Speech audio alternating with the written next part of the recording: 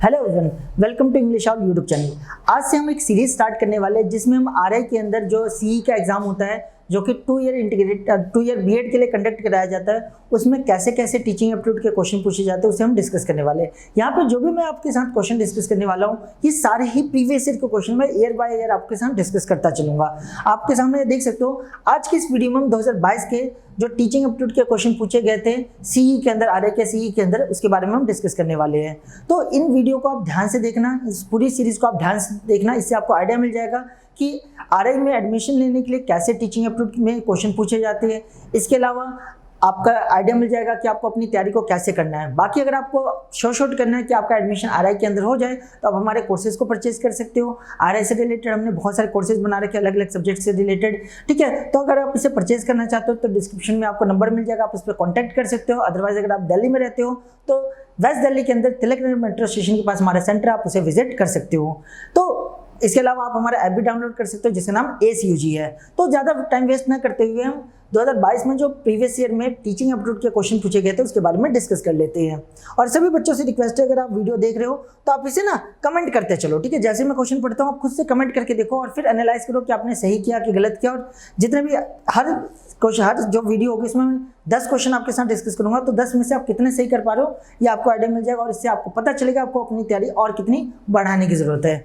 तो चलो सबसे पहले क्वेश्चन पे आते हैं। सबसे पहला क्वेश्चन है, in the class student should, class में स्टूडेंट को क्या करना चाहिए? Be stop to ask question, हमें रोकना चाहिए क्वेश्चन पूछने से। बी डिस्करेज, हमें डिस्करेज करना चाहिए उन्हें क्वेश्चन पूछने से। या थर्ड ऑप्शन है be motivate to ask question, हमें उन्हें मोटिवेट करना चाहिए। या not to be allowed to ask question, या उन्हें क्वेश्चन पूछने से रोकना चाहिए, अलाउ नहीं करना चाहिए। तो बहुत ही सिंपल सा क्वेश्चन है, इसका करेक्ट आंसर क्या होगा? थर्ड हो जाएगा। हमें बच्चों को मोटिवेट करना चाहिए कि वो ज़्यादा से ज़्यादा क्वेश्चन पूछे और अपनी जो भी क्वारी है, जो भी डाउट है उसे रिजॉल्व करे, ठीक है। चलो आगे बढ़ते हैं फिर अगले क्वेश्चन की तरफ। अगर हम बढ़े तो देखो अगला क्वेश्चन क्या हमारा, अगर सेकंड क्वेश्चन पे आते हैं तो देखो सेकंड क्वेश्चन हमारा है, maximum participation of student in teaching learning process is through. देखो अगर हमें बच्चों का मैक्सिमम पार्टिसिपेशन लेके आना है तो उसका क्या तरीका, कैसे हम बच्चों का पार्टिसिपेशन लेके आ सकते हैं? तो देख सकते हैं यहाँ पे ऑप्शन आपको दिख सकता है, दिख रहा होगा। सेमिनार मेथड के थ्रू हम बच्चों का पार्टिसिपेशन बढ़ा सकते हैं, लेक्चर मेथड के थ्रू बढ़ा सकते हैं, या डिस्कशन मेथड के थ्रू बढ़ा सकते हैं। तो 3 है, तीनों का कॉम्बिनेशन दे रखा है। ओनली 3 यानी सिर्फ डिस्कशन मेथड के थ्रू बढ़ाया जा सकता है। या सेकंड ऑप्शन में दे रखा फर्स्ट एंड थर्ड यानी सेमिनार मेथड और डिस्कशन मेथड के थ्रू बढ़ाया जा सकता है। या थर्ड ऑप्शन है सेकंड एंड थर्ड यानी लेक्चर मेथड और डिस्कशन मेथड की बात हो रही है।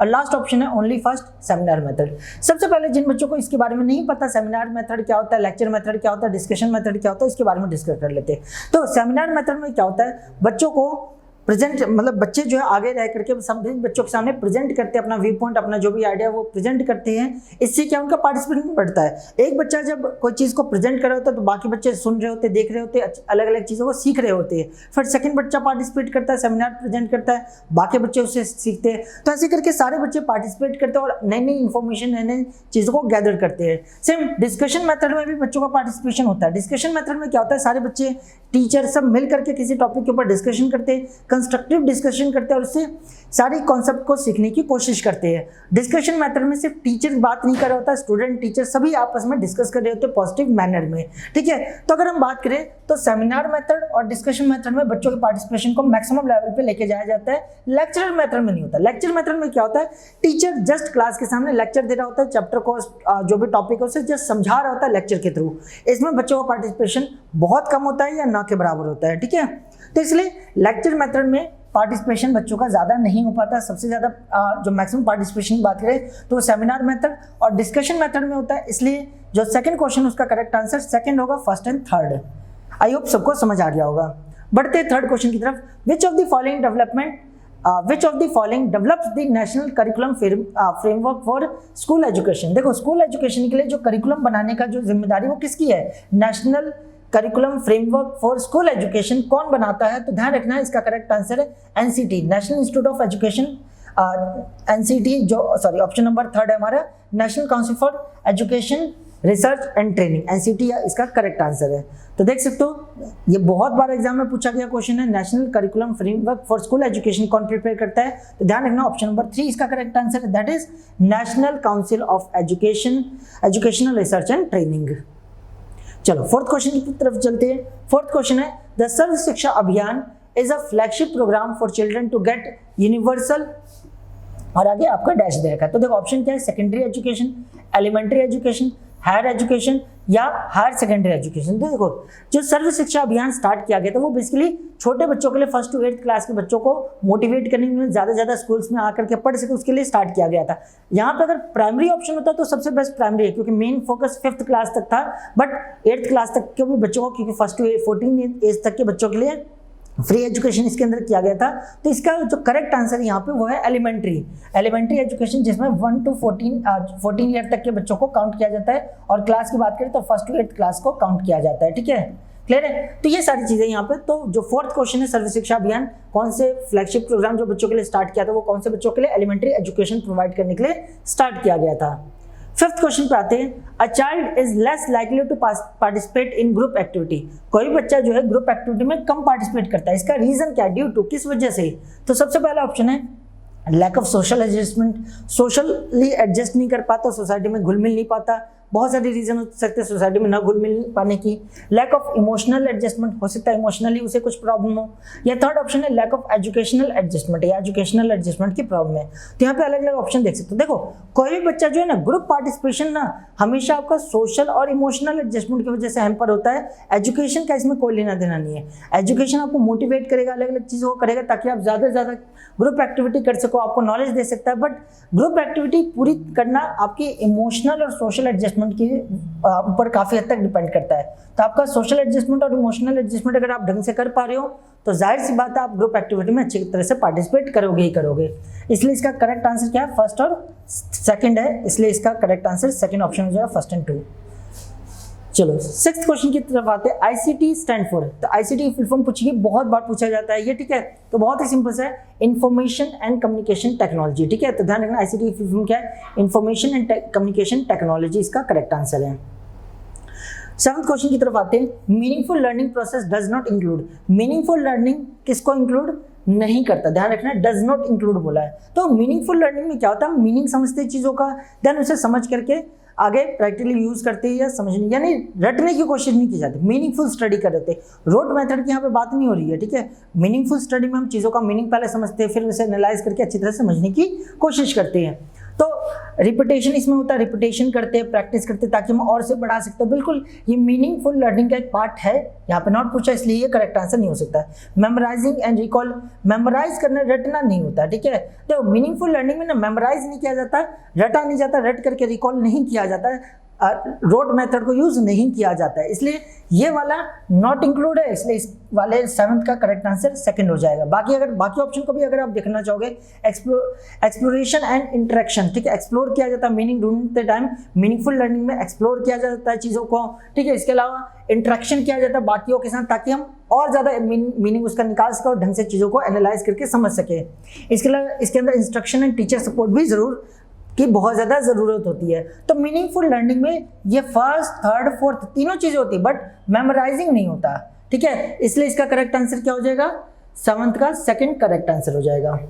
बढ़ते 8th क्वेश्चन की तरफ, student proposing multiple solution of a problem, ठीक है। एक स्टूडेंट जो है किसी प्रॉब्लम का मल्टीपल सॉल्यूशन दे रहा है, बहुत सारे सॉल्यूशन दे रहा है, तो जाहिर सी बात है वो बच्चा कैसा है, क्रिएटिव थिंकर है, क्रिएटिव तरीके से सोच पा रहे हैं। देखो आपको भी पता होगा मैथ्स हो सकते हैं या बहुत सारी चीज़ होती है जिसके एक से ज़्यादा तरीके हो सकते हैं सॉल्व करने के। जैसे आपको पता होगा मैथ्स में एक क्वेश्चन को सॉल्व करने में बहुत सारे तरीके हो सकते हैं, ठीक है। हर बच्चा एक से ज़्यादा तरीकों से क्वेश्चन को सॉल्व करे, यानी कि वो बहुत ज़्यादा क्रिएटिव है, ठीक है। जरूरी नहीं कि मैथ्स ही हो, मैं हर सब्जेक्ट की बात कर रहा हूँ, ठीक है। तो ऐसे बच्चों को हम क्या कहते हैं, क्रिएटिव थिंकर कहेंगे, ठीक है। चलो 9th क्वेश्चन पे आते हैं, teaching effectiveness is assessed by in terms of. देखो टीचिंग कितना इफेक्टिवनेस है उसे कैसे असेस किया जा सकता है, कैसे हम मेजर कर सकते हैं, तो उसका सबसे सही तरीका क्या है, ऑप्शन आप देख सकते हो, लर्निंग आउटकम ऑफ स्टूडेंट का लर्निंग आउटकम क्या निकला, लर्निंग से उन्होंने क्या सीखा है। या सेकंड ऑप्शन है use of effective teaching add, जो टीचर है वो टीचिंग एड यानी टीचिंग के प्रोसेस में हेल्प करने वाले अलग अलग जो इंस्ट्रूमेंट, अलग अलग जो चीज़ें उसे कितनी इफेक्टिव तरीके से यूज कर पाते हैं।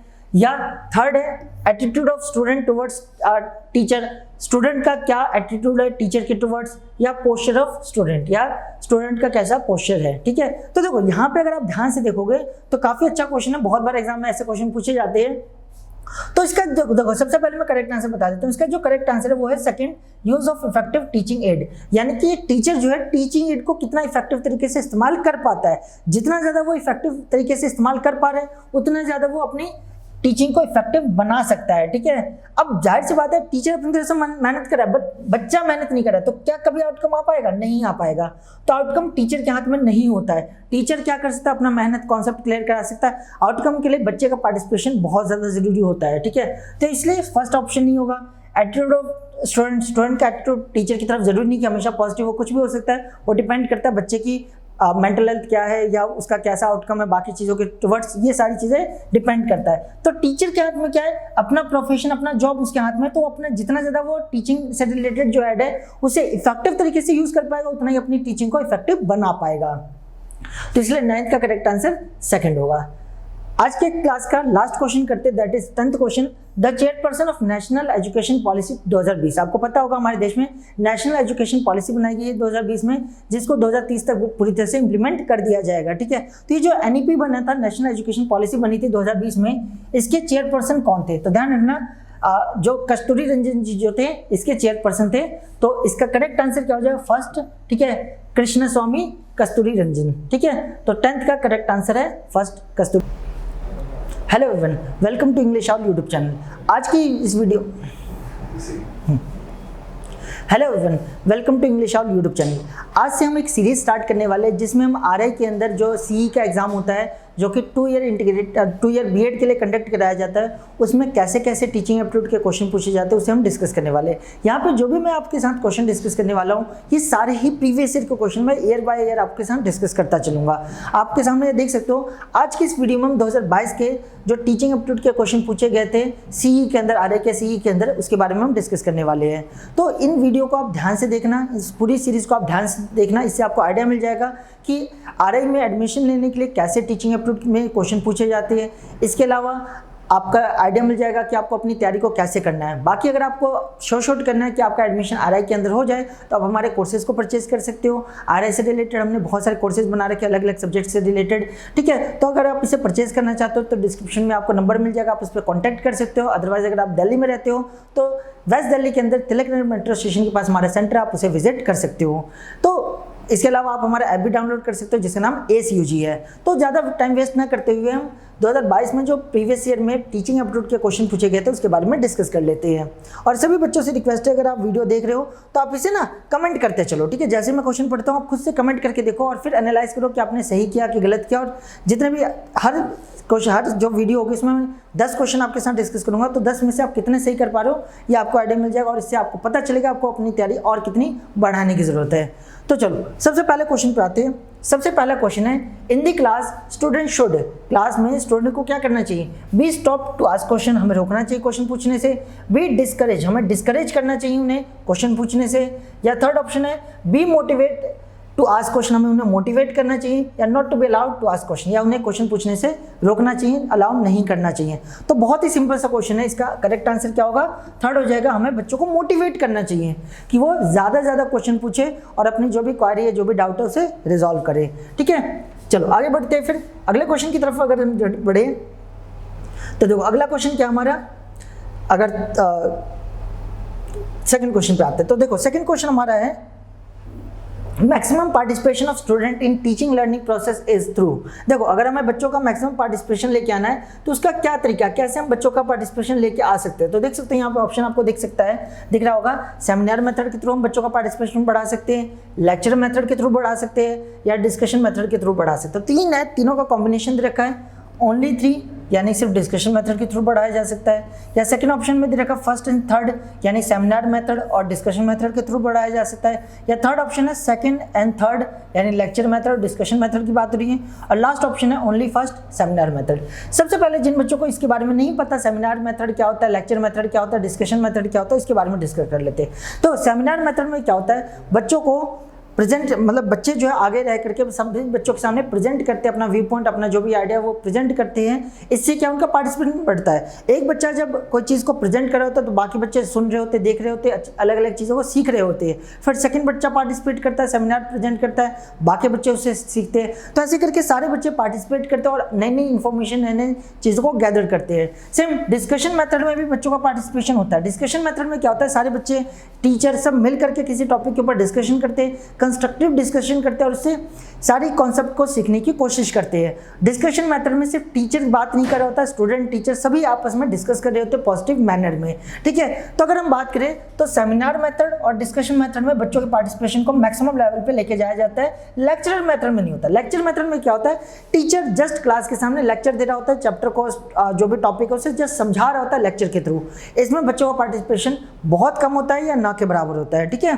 तो इसलिए लेक्चर मेथड में पार्टिसिपेशन बच्चों का ज़्यादा नहीं हो पाता। सबसे ज़्यादा जो मैक्सिमम पार्टिसिपेशन की बात करें तो वो सेमिनार मेथड और डिस्कशन मेथड में होता है। इसलिए जो सेकंड क्वेश्चन उसका करेक्ट आंसर सेकंड होगा, first and third. I hope सबको समझ आ गया होगा। बढ़ते हैं थर्ड क्वेश्चन की तरफ। Which of the following develops the national curriculum framework for school education. देखो स्कूल एजुकेशन के लिए जो करिकुलम बनाने का जो जिम्मेदारी वो किसकी है, national curriculum framework for school education कौन बनाता है। तो ध्यान रखना है इसका करेक्ट आंसर है NCT, national institute of education. NCT जो सॉरी ऑप्शन नंबर थर्ड है हमारा, national council for education research and training, NCT इसका करेक्ट आंसर है। तो देख सकते हो ये बहुत बार एग्जाम में पूछा गया क्वेश्चन है, national curriculum framework for school education कौन प्रिपेयर करता है। तो ध्यान रखना ऑप्शन नंबर 3 इसका करेक्ट आंसर है, that is national council of education, educational research and training.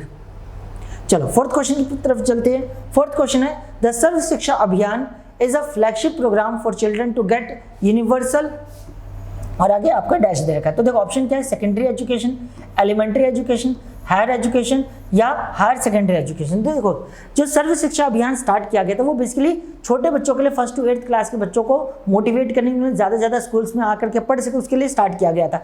यहाँ पे अगर प्राइमरी ऑप्शन होता तो सबसे बेस्ट प्राइमरी है, क्योंकि मेन फोकस 5th क्लास तक था, बट 8th क्लास तक के भी बच्चों को, क्योंकि 1st to 14 एज तक के बच्चों के लिए फ्री एजुकेशन इसके अंदर किया गया था। तो इसका जो करेक्ट आंसर यहाँ पे वो है एलिमेंट्री एजुकेशन, जिसमें 1 to 14 ईयर तक के बच्चों को काउंट किया जाता है, और क्लास की बात करें तो 1st to 8th क्लास को काउंट किया जाता है, ठीक है। क्लियर है। तो ये सारी चीज़ें यहाँ पे। तो जो फोर्थ क्वेश्चन है सर्व शिक्षा अभियान कौन से फ्लैगशिप प्रोग्राम जो बच्चों के लिए स्टार्ट किया था वो कौन से बच्चों के लिए एलिमेंट्री एजुकेशन प्रोवाइड करने के लिए स्टार्ट किया गया था। फिफ्थ क्वेश्चन पे आते हैं, a child is less likely to participate in group activity. कोई बच्चा जो है ग्रुप एक्टिविटी में कम पार्टिसिपेट करता है, इसका रीजन क्या है, ड्यू टू, किस वजह से। तो सबसे पहला ऑप्शन है lack of social adjustment, socially adjust नहीं कर पाता, सोसाइटी में घुल मिल नहीं पाता। बहुत सारे रीजन हो सकते हैं सोसाइटी में ना घुल मिल पाने की। लैक ऑफ इमोशनल एडजस्टमेंट, हो सकता है इमोशनली उसे कुछ प्रॉब्लम हो। या थर्ड ऑप्शन है लैक ऑफ एजुकेशनल एडजस्टमेंट, या एजुकेशनल एडजस्टमेंट की प्रॉब्लम है। तो यहाँ पे अलग अलग ऑप्शन देख सकते हो। देखो कोई भी बच्चा जो है ना ग्रुप पार्टिसिपेशन ना हमेशा आपका सोशल और इमोशनल एडजस्टमेंट की वजह से हैम्पर होता है। एजुकेशन का इसमें कोई लेना देना नहीं है।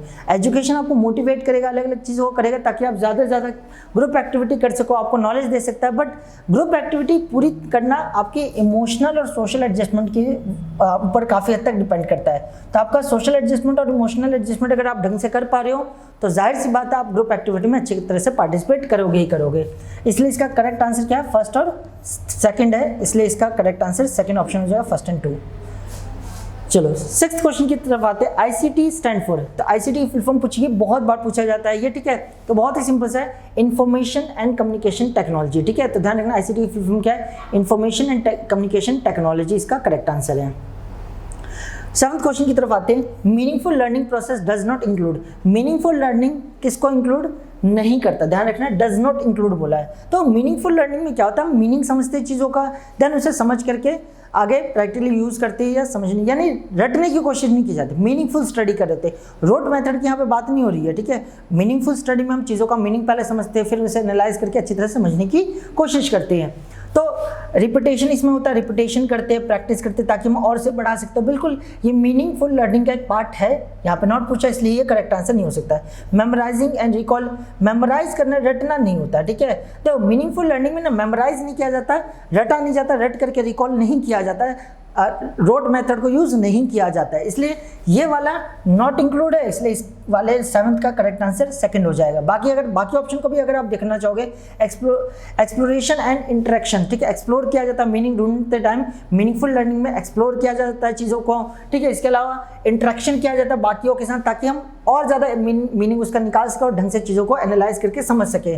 इसके अलावा इसके अंदर इंस्ट्रक्शन एंड टीचर सपोर्ट भी ज़रूर की बहुत ज़्यादा ज़रूरत होती है। तो मीनिंगफुल लर्निंग में ये फर्स्ट, थर्ड, फोर्थ तीनों चीज़ें होती है, बट मेमोराइजिंग नहीं होता, ठीक है। इसलिए इसका करेक्ट आंसर क्या हो जाएगा, 7th का सेकंड करेक्ट आंसर हो जाएगा।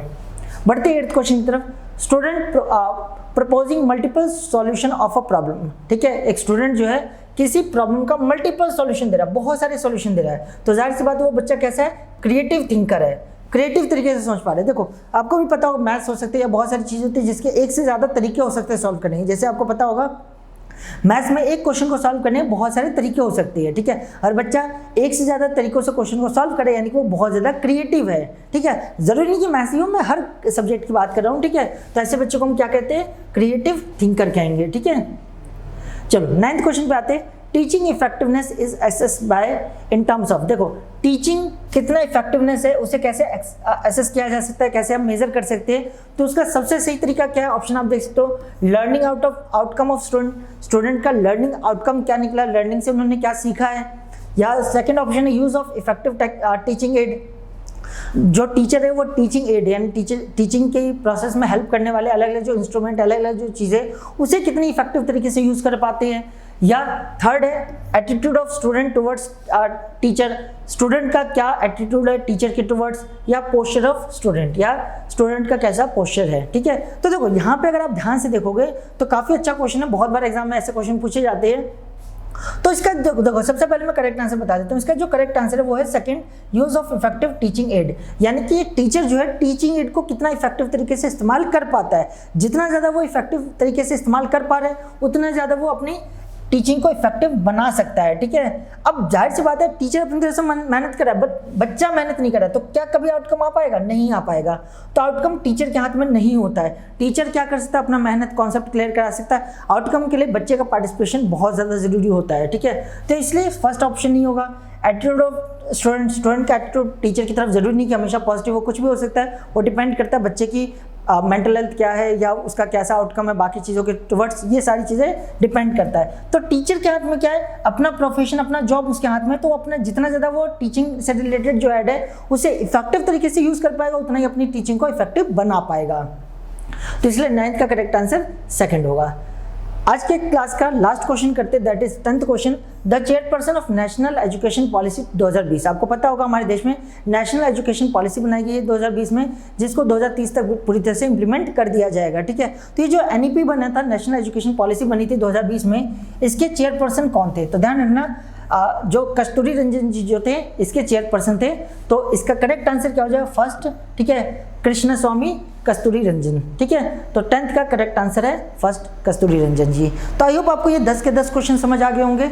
यहाँ पे जो है मैंने 2022 में जो RI का CE का जो एग्ज़ाम होता है, जो कि 2 ईयर B.Ed के लिए कंडक्ट कराया जाता है, उसके अंदर 2022 में टीचिंग एप्टीट्यूड से रिलेटेड जो क्वेश्चन पूछे गए थे उसके मैंने स्टार्टिंग के 10 क्वेश्चन आपके साथ डिस्कस किए। इसके आगे वाले जो क्वेश्चन हैं हम नेक्स्ट क्लास में डिस्कस करेंगे। तो ऐसी जो प्रीवियस ईयर के क्वेश्चन पेपर को डिस्कशन करने के लिए, प्रीवियस ईयर के क्वेश्चन को समझने के लिए, पैटर्न को समझने के लिए आप हमारे चैनल को सब्सक्राइब कर लो, ताकि ऐसे यूजफुल आप वीडियोस को देखते रहो और अपनी प्रिपरेशन को नेक्स्ट लेवल पे ले जा सको। बाकी मैं वीडियो इंक्लूड करने से पहले दोबारा रिक्वेस्ट करूंगा, अगर आप अपने प्रिपरेशन को बढ़ाना चाहते हो, अच्छी तरह से करना चाहते हो और ये शॉर्ट करना चाहते हो कि RI के अंदर या जिस भी कॉलेज या यूनिवर्सिटी को आप टारगेट करें उसके अंदर आपका एडमिशन हो जाए, तो आपको हमारे साथ ज़रूर जुड़ना चाहिए। जुड़ने के लिए आप हमारा ऐप ACUG डाउनलोड कर सकते हो, या आपको डिस्क्रिप्शन में हमारा फ़ोन नंबर मिल जाएगा, आप उस पर कॉल कर सकते हो, या अगर आप दिल्ली में रहते हो तो direct Tilak Nagar metro station के पास बिल्कुल साथ में ही हमारा सेंटर है ACUG के नाम से, वहाँ पे आप विजिट कर सकते हो और सारे डाउट कन्फ्यूजन को आप दूर कर सकते हो। तो आई होप आपको ये क्लास जो मैंने प्रोवाइड की आपको अच्छी लगी होगी, सारे क्वेश्चन समझ आ गए होंगे। कुछ भी अगर आपके माइंड में डाउट है, कन्फ्यूजन है, तो आप पूछ सकते हो, मैं 100% रिप्लाई करूँगा। बाकी अगर आपको वीडियो अच्छी लगी हो, इन्फॉर्मेटिव लगी हो, तो प्लीज़ लाइक कर दीजिए और ऐसी इन्फॉर्मेटिव वीडियो के लिए आप हमारे चैनल को सब्सक्राइब कर सकते हो। Thank you.